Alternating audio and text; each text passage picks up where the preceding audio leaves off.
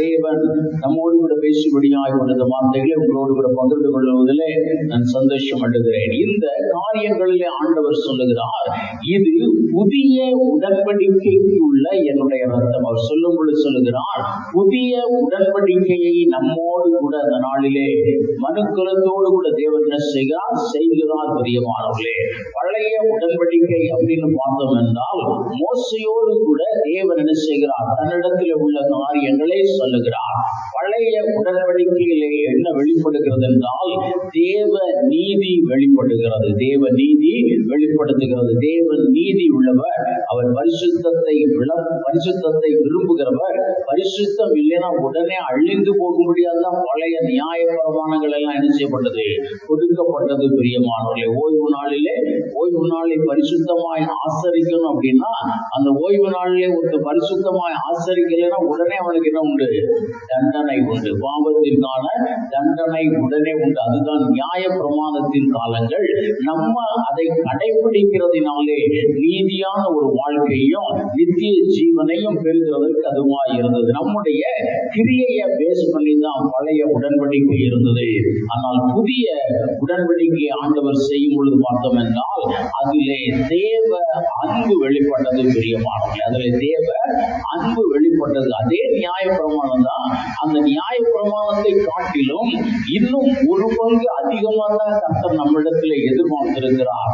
ஆனால் நடைமுறையிலே தேவன் இந்த புதிய உடன்படிக்கையை அவருடைய அன்பிற்கு அடையாளமாய் வைத்திருந்தார். ஒரே ஒரு கேள்வி மட்டும் நம்ம இந்த நாளில் கேட்போம். நிறைய இடங்கள்ல இருக்கு. நாளைய தினத்துல அது ஒரு 5 நிமிடம் நம்ம கூடுதலா பார்த்தோம். புதிய உடன்படிக்கையிலே பாவத்திற்கான தண்டனை உடனே வந்தது. உடனே அதற்கு என்ன செய்யணும், கொடுத்தாக வேண்டுமானால் இந்த புதிய உடன்படிக்கையிலே தேவ அன்பு அதை மூடிக்கொண்டு அந்த தண்டனையை ஆண்டவர் ஏற்றுக்கொள்ளுகிறார்.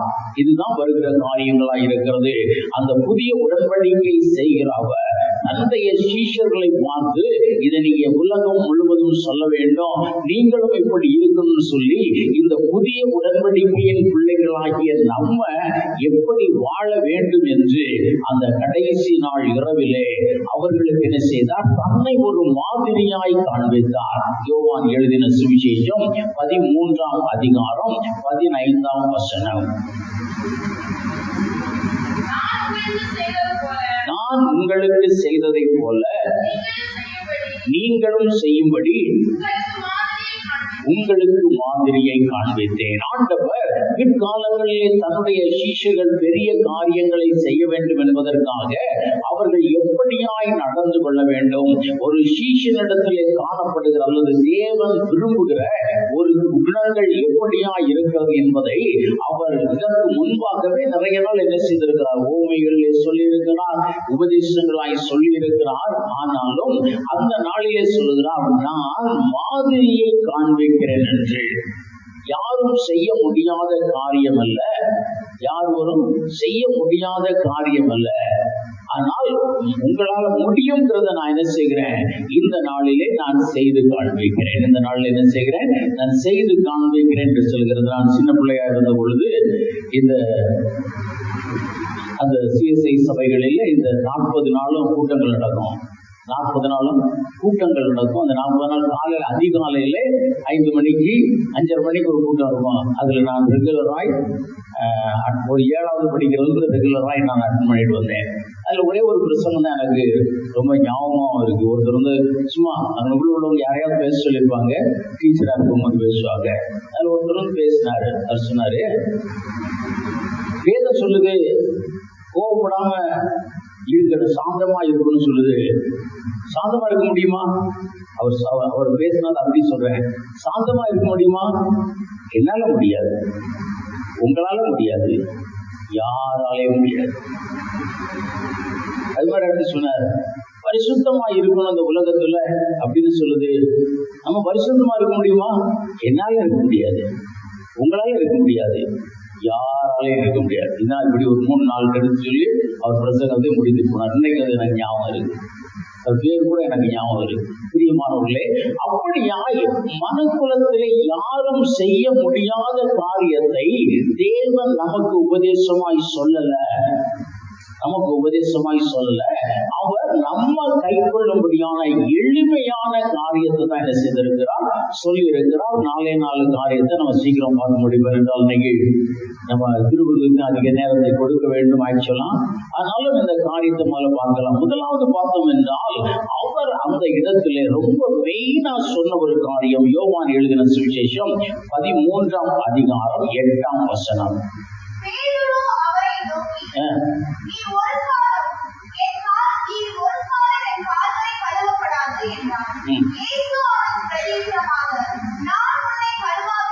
நான் உன்னை கழுவாவிட்டால் என்னிடத்தில் உனக்கு பங்கு இல்லை என்றார். ஹல்லேலூயா, ஹல்லேலூயா. இன்னைக்கு நம்ம சொல்லுகிறோம், நம்ம புத்திர சுவிகார ஆவியை பெற்றவர்களாக இருக்கிறோம்.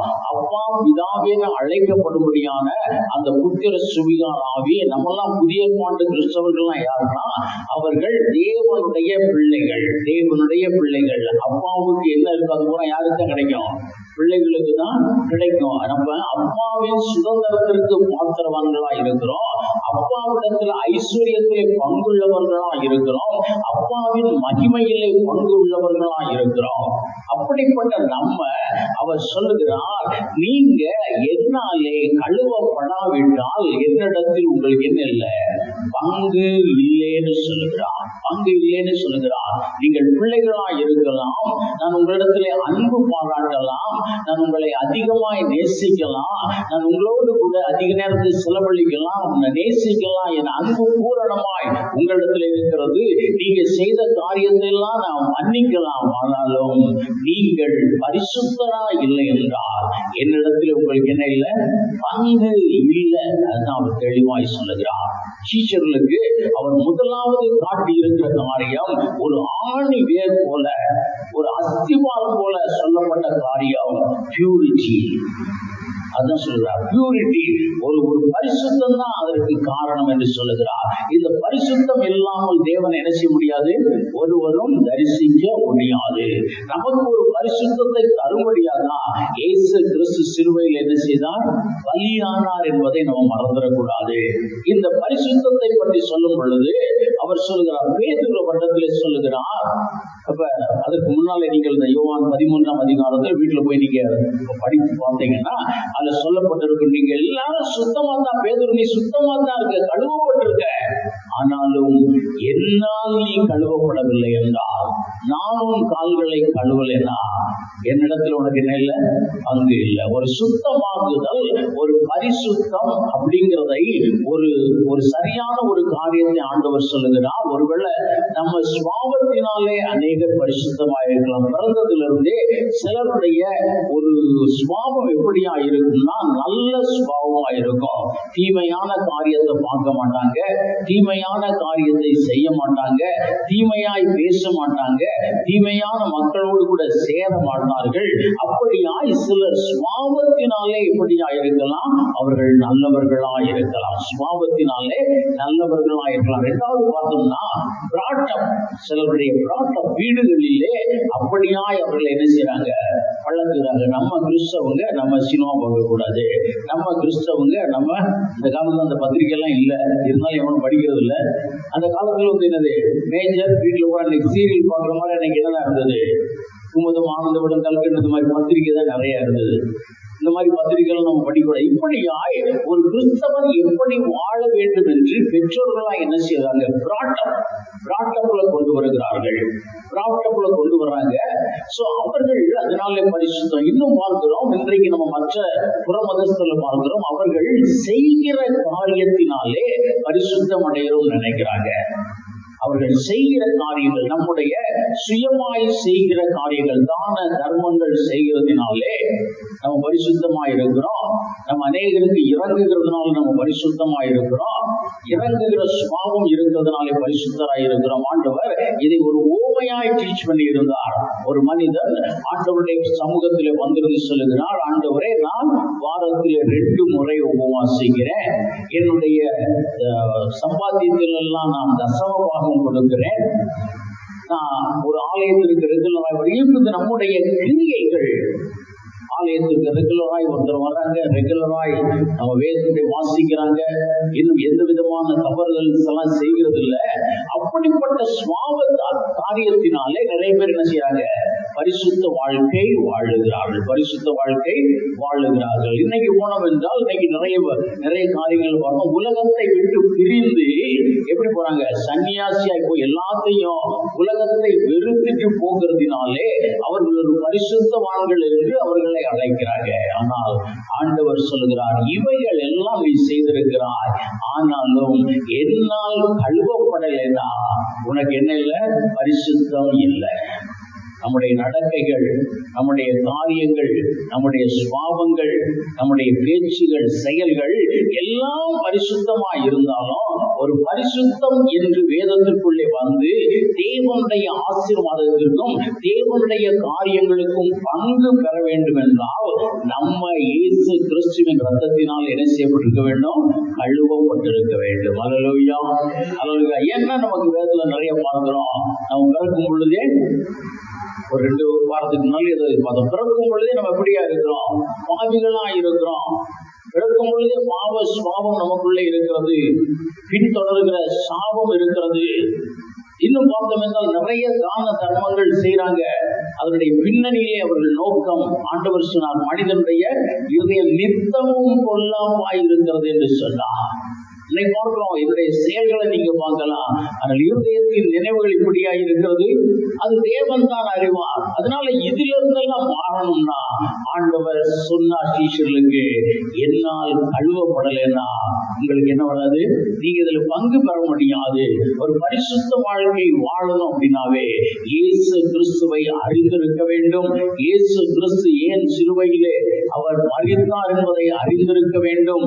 இயேசு கிறிஸ்து சிலுவையிலே சிந்தின ரத்தம் எதற்காக சிந்தினார் என்று அறிந்திருக்க வேண்டும். இந்த ரத்தத்தினாலே கழுவப்பட்டாலே ஒழிய நமக்கு என்ன இல்லை? ஒரு பரிசுத்த வாழ்க்கை இல்லை, பரிசுத்த வாழ்க்கை இல்லை. நல்லா யோசிச்சு பாருங்க. நீங்க 1 கொரிந்தியர் புத்தகம் 10ஆம் அதிகாரத்துல நீங்க பார்த்தோம் என்றால் கொர்நேலியு என்ன செய்கிறார்? கொர்நேலியு என்ன செய்கிறார்?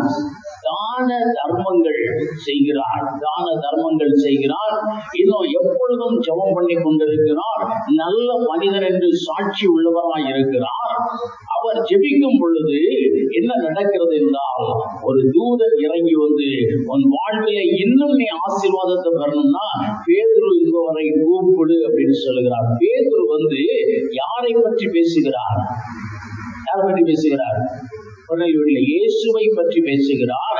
இயேசுவின் மரணத்தை பற்றி பேசுகிறார். உயிர்த்தெழுதலை பற்றி பேசுகிறார். அங்கு பார்க்கிறோம், தான தர்மங்கள் செய்கிறவனாய் இருந்தாலும், நற்சாட்சி பெற்ற ஒரு மனிதனாய் இருந்தாலும், எப்பொழுதும் எல்லா வேளைகளிலே ஜெபம் பண்ணுகிறவனாய் இருந்தாலும், இயேசு கிறிஸ்துவை அறியவில்லை என்றால், இயேசு கிறிஸ்து சிலுவையை அறியவில்லை என்றால், இயேசு கிறிஸ்துவின் ரத்தத்தை அறியவில்லை என்றால் அவன் ஒரு பரிசுத்த வாழ்க்கை வாழ முடியாது. அவனுக்கு இயேசுவில் என்ன இல்லை? பங்கு இல்லை, பங்கு இல்லை. ஊழியம் பண்ணலாம் நம்ம. அதனாலதான் ஆண்டவர் சொன்னார், நான் உம்முடைய நாமத்தினாலே தீர்க்க தரிசனம் உரைத்தோம், உம்முடைய நாமத்தினாலே விசுவாசிகளை துரத்தினோம்னு சொன்னா அவர் என்ன சொல்வாராம்? அக்கிரம சிந்தைக்காரரே என்னை விட்டு அகன்று போங்கள். ஏனென்றால் ஆண்டவர் விரும்பின பரிசுத்தம் அவர் வாழ்வில் என்ன இல்லை. தேவனால் கழுவப்பட்ட ஒரு அனுபவம் அவர்கள் வாழ்விலே இல்லை. அதுதான் பிரியமானவர்களே காரணம். எனக்கு ஒரு உறவினர் இருந்தார். ரொம்ப, அதாவது நீங்க அவர்கிட்ட போய் கடவுள் இல்லைன்னு பேசினா அவர் கடவுள் இருக்காருன்னு பேசுவாரு. நீங்க அவர்கிட்ட போய் கடவுள் இருக்காருன்னு பேசினா அவர் இல்லைன்னு பேசுவார். அப்படியான ஒரு மனிதர். அவர் ஒரு நாள் எங்களோடு கூட பேசும் பொழுது, நான் ரட்சிக்கப்பட்டவன் பேசும் பொழுது, இந்த வேதத்துல நிறைய உபதேசங்கள் இருக்கு, நல்ல நல்ல காரியமெல்லாம் இருக்கு, நல்ல பழக்க வழக்கங்கள், இதெல்லாம் விட்டுட்டு ஏன்டா இயேசுவின் ரத்தம் சொல்லிக்கிட்டு இருக்கீங்கன்னு கேட்டு ஒரே தகராறு. காரணம் என்ன? அதனுடைய முக்கியத்துவத்தை என்ன செய்யல? அறியவில்லை. அதனாலே இயேசுவில் நமக்கு என்ன இருக்காது? பங்கு இருக்காது.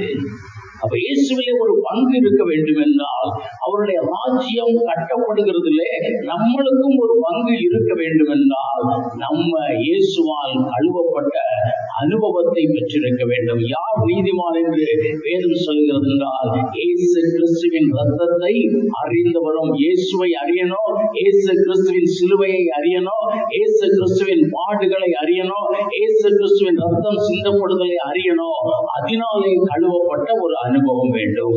இன்னும் இதை குறித்து பார்க்கணும்னா நிறைய பார்க்கலாம். இரண்டாவது ஒரு காரியத்தை குறித்து அவர் சொல்லுகிறார். அதில் சொல்லப்பட்ட ஒரு காரியம் யோவான் எழுதின சுவிசேஷம் 13ஆம் அதிகாரம் 12 14 வசனம் வரைக்கும் பார்த்தோம் என்றால், அதில் சொல்லுகிறார். 14ஆம் வசனத்தை வாசிக்கவும்.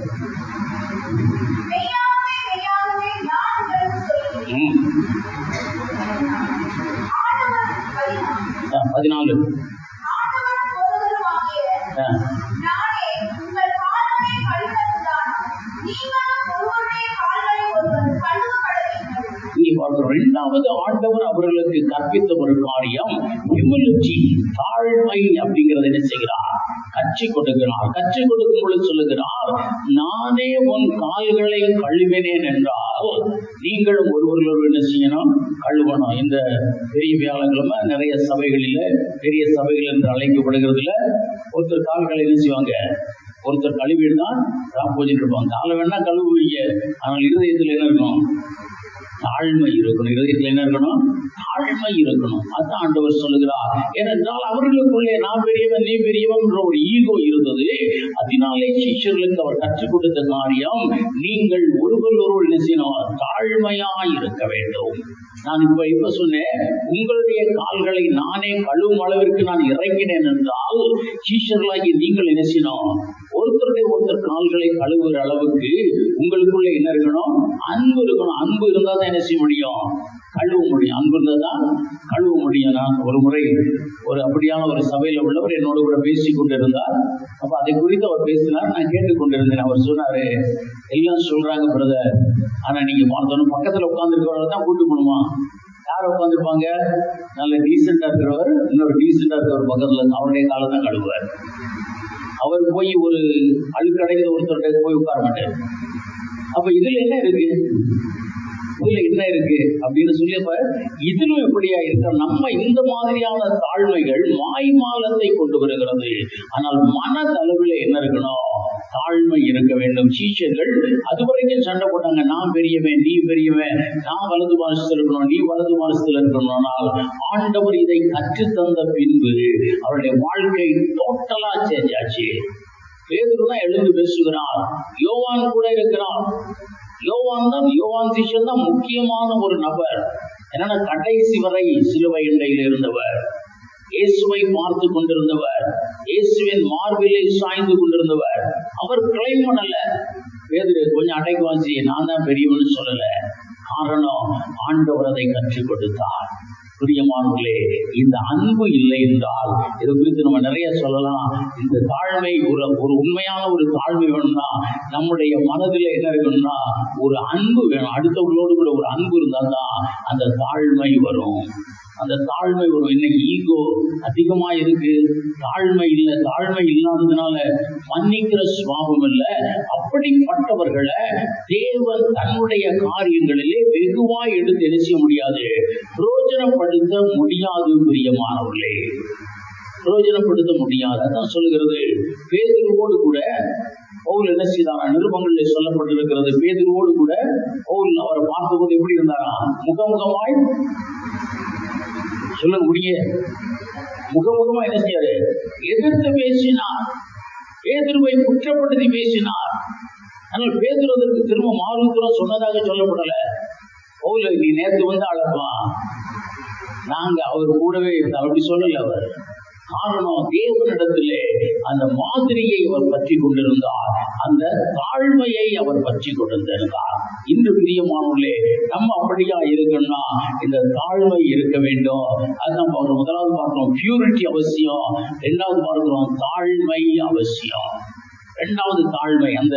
அந்த உண்மையில கூட சொல்லுகிறார், ஒருவன் பெருமையாய் எழுந்து நின்றால் நான் 2 முறை உபவாசிக்கிறேன், நான் எவ்வளவு ஜெபிக்கிறேன், நான் அவ்வளவு ஜெபிக்கிறேன், நான் எப்படி இருக்கிறேன் அப்படின்னு சொல்லியிருந்தான். நம்மளிடத்துல என்ன இல்லை?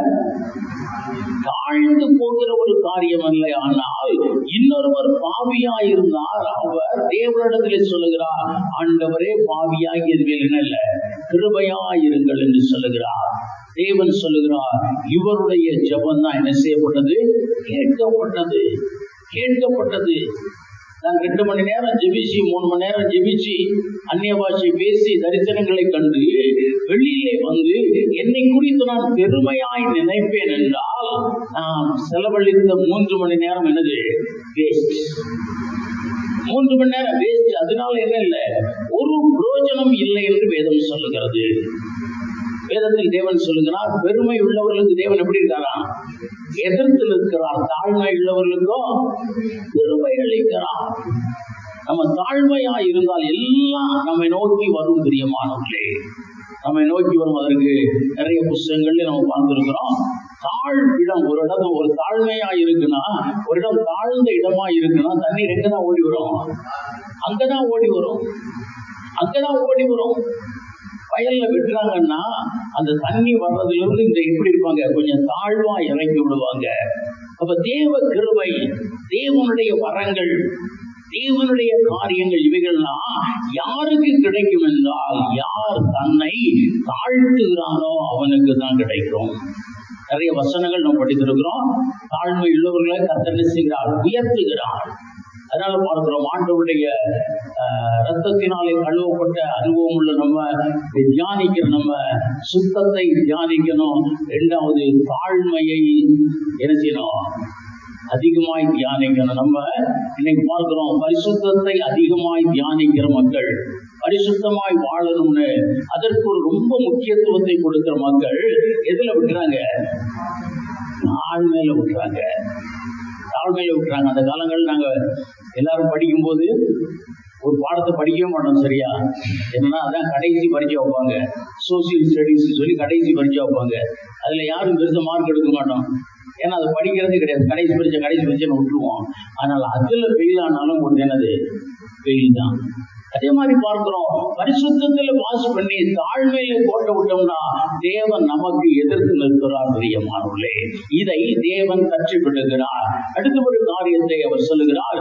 யோவான் எழுதின சுவிசேஷம் 15ஆம் அதிகாரம் 12-17 வசனத்தில் சொல்லுகிறார், ஒரு மனதை கொடுக்கிறார். யூனிட்டி, ஒரு மனம்.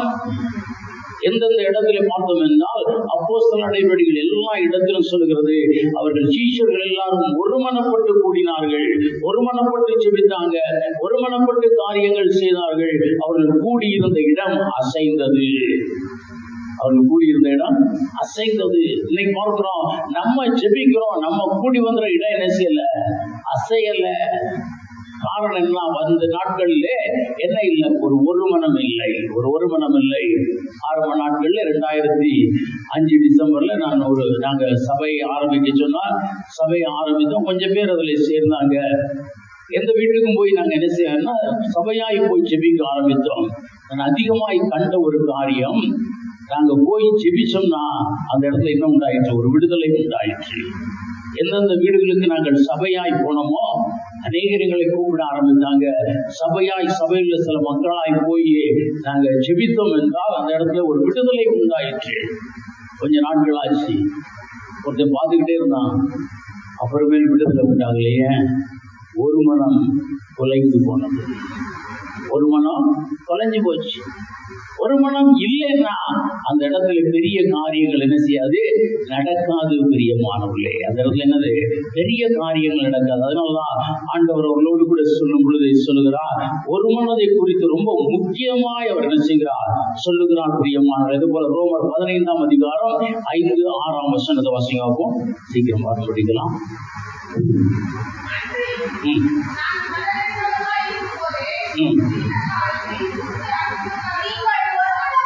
நீங்கள் ஒருமனப்பட்டு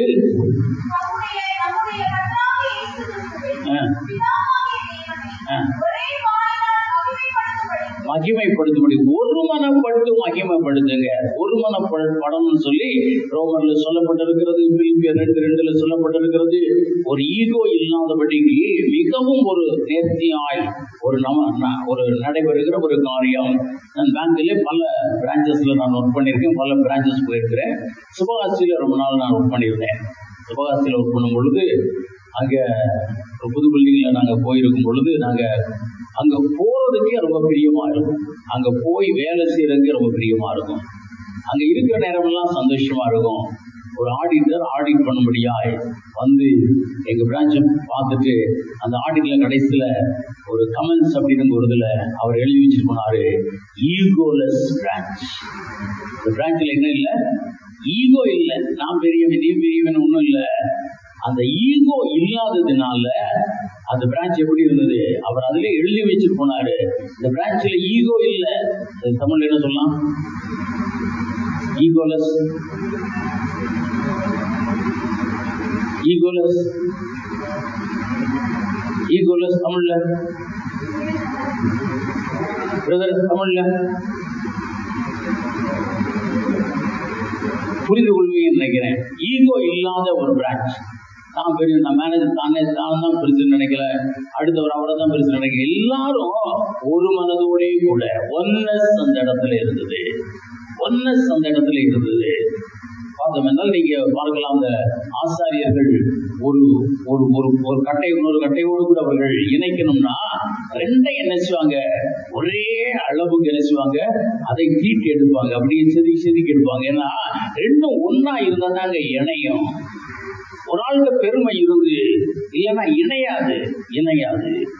தேவ திட்டங்களுக்குள் செல்ல முடியாது. குடும்பத்தினாலும் சரி, ஒரு சபையினாலும் சரி, இருவர் ஒருமித்திருந்தால், அதனாலதான் ஆண்டவர் சொன்னார், எங்கே 2 பேர் ஒரு மனதோட கூடி இருந்து ஜெபிக்கிறீங்களோ அவங்க ஜெபம் என்ன செய்யப்படும், கேட்கப்படும் சொல்லி இருக்கிறார்.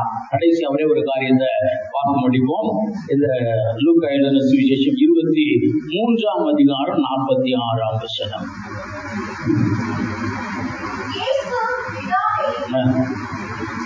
லூக்கா 22:46.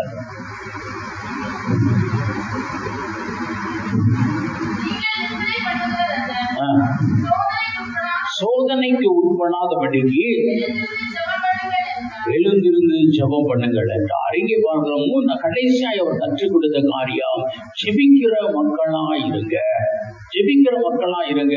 இயேசுவின் ரத்தத்தினாலே கழுவப்பட்டவர்களா இருக்கலாம், தாழ்மை உள்ளவர்களா இருக்கலாம், யாரோடும் ஒரு மனமா இருக்கிறவர்களா இருக்கலாம். ஆனால் உங்கள் வாழ்க்கையிலே ஒரு பலம் வேண்டும் என்றால், ஒரு ஜெயம் வேண்டும் என்றால், நீங்க சோதனையில விழுந்து போகாதபடி இருக்கணும்னா நீங்கள் என்ன செய்யணும், விழித்திருந்து ஜெபிக்கணும். அதுதான் கற்றுக் கொடுத்தார். இந்த ஒரு கடைசி பாயிண்ட சீஷர்கள் என்ன செஞ்சாங்க, இறுக பற்றி பிடித்தாங்க. இந்த பாயிண்ட நீங்க இறுக பற்றி பிடித்து ஜெபிக்கிறவர்களாய் மாறினீர்கள் என்றால் மேற் சொன்ன எல்லாம் உங்களுக்கு என்ன செய்யும், கைகூடி வரும். தேவன் அதை செய்வார். பிரியமானவர்களே, இந்த கடைசி நாளில் இந்த ஒரு வார்த்தைகளை ஆண்டவர் பகிர்ந்து கொண்டார். இதை சீஷர்கள் கேட்டார்கள், பின்பதை தியானித்தார்கள், அதன்படி நடக்க ஆரம்பித்தார்கள். அவர்களை கர்த்தர் மேன்மைப்படுத்தினார். அவர்கள் மூலமாய் தேவ திட்டத்தை நிறைவேற்றினார். இந்த நாளிலும் ஆண்டவருடைய பிள்ளைகளாகிய நம்ம இதை தியானிக்கிறோம். பிரியமானவர்களே, தியானிக்கிற வேளையில நீங்க வீடுகளுக்கு சென்று நீங்க தியானித்து பாருங்க. ஒரு பியூரிட்டினா என்னங்கிறத ஆண்டவருடைய அந்த வார்த்தையை வைத்து நீங்க பாருங்க. தாழ்மையை எப்படி தேவன் கற்றுக் கொடுத்தாருன்னு பாருங்க.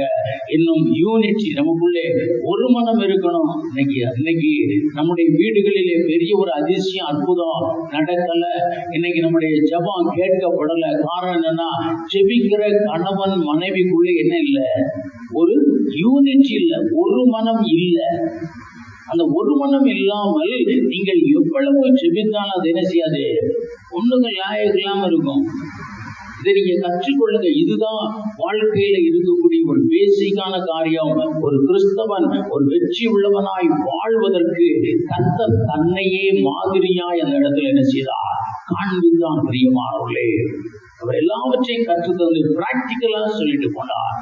இந்த பிராக்டிக்கலை நீங்க ஞாபகத்தில் வைங்க. இந்த நாளிலும் இதை நம்ம தியானித்து பார்ப்போம். தேவன் விரும்புகிற பரிசுத்தம், தேவன் விரும்புகிற தாழ்மை, தேவன் விரும்புகிற ஒரு மனம், தேவன் விரும்புகிற ஜெப வாழ்வு நம்மிலே உண்டாயிருக்கும் என்றால் நிச்சயமாய் நம்ம விரும்புகிற ஆசீர்வாதம், நம்ம விரும்புகிற மேன்மை, நம்ம விரும்புகிற காரியங்கள் நம்முடைய வாழ்க்கையில் என்ன செய்யும், நடைபெறும். கர்த்தர் நமக்கு அப்படிப்பட்ட காரியங்களை நமக்கு கொடுப்பாராக. நாளைய தினத்திலே காலை 9 மணிக்கு அந்த குட் ஃப்ரைடே ஆராதனைகள் நடைபெறும். அதனால் நீங்கள் அந்த இடத்துல என்ன செய்ய, ஒரு 9 மணிக்கு வந்து கலந்து கொள்ளும்படியாக உங்களை அன்பாய் கேட்டுக்கொள்கிறேன். எல்லாரும் தலை தாழ்த்தி ஜெபிப்போம்.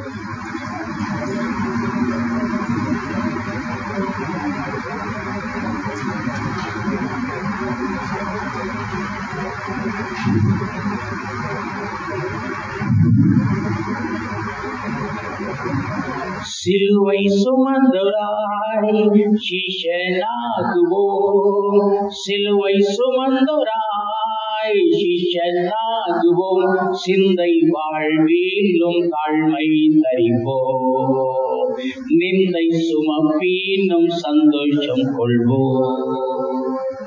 சிஷ்யன் என்பவன் குருவை போலவே, சிஷ்யன் என்பவன் குருவை போலவே, தன்னக்காய் வாழாமல் தன்னை தருவாரே. பரலோக சிந்தை கொண்டு உமக்காய் பணி செய்வேன் நான் அனுதினமும், பரலோக சிந்தை கொண்டு உமக்காய் பணி செய்வேன் நான் அனுதினமும். ஹல்லேலூயா ஹல்லேலூயா ஹல்லேலூயா ஹல்லேலூயா. பிரியமானவர்களே, குருவை போல இந்த வேளைகளில் நம்ம காணப்படுவோம். இயேசு கிறிஸ்து தன்னுடைய சீஷர்கள் மத்தியிலே தன்னை தாழ்த்தினதை போல, அன்பு கூர்ந்ததை போல, அவர்களிடத்திலே அன்பாய் பணிவாய் வார்த்தைகளை சொன்னதை போல நம்மளும் சுத்தம் உள்ளவர்களாய், தாழ்மை உள்ளவர்களாய், அன்புள்ளவர்களாய், ஜப சிந்தை உள்ளவர்களாய் மாற ஒப்பு கொடுப்போம். கர்த்தர் தாமே அப்படிப்பட்ட ஒரு வாழ்வை நமக்கு தருவாராக. நல்ல தேவனே உமக்கு ஸ்தோத்திரம். இரக்கமுள்ள தேவனே உமக்கு நன்றி ராஜா. இந்த நல்ல வேளையில் உம்முடைய பிள்ளைகளாகிய ஆண்டவரே உம்முடைய பாதத்தில் வந்திருக்கிறோம். சீஷர்களுக்கு ஆண்டவரை உபதேசம் பண்ணின தேவன் இந்த வார்த்தைகளுக்கு ஞாபகப்படுத்துவதற்காக நன்றி சுவாமி. ஆண்டவர் நீ விரும்புகிற சுத்தம், நீ விரும்புகிற தாழ்மை, நீ விரும்புகிற ஜெப வாழ்வு எங்களில் இருக்க கர்த்தர் அனுகூலம் செய்யும். கூட இருந்து நடத்துங்க. ஆண்டவர் வந்த ஒரு பேருக்கு ஆசீர்வதிங்க. எங்கள் மத்தியிலே அசைவாடுபடியாய் ஜெபிக்கிறோம் அப்பா. இயேசு கிறிஸ்துவின் நாமத்திலே ஜெபிக்கிறோம் நல்ல பிதாவே, ஆமென்.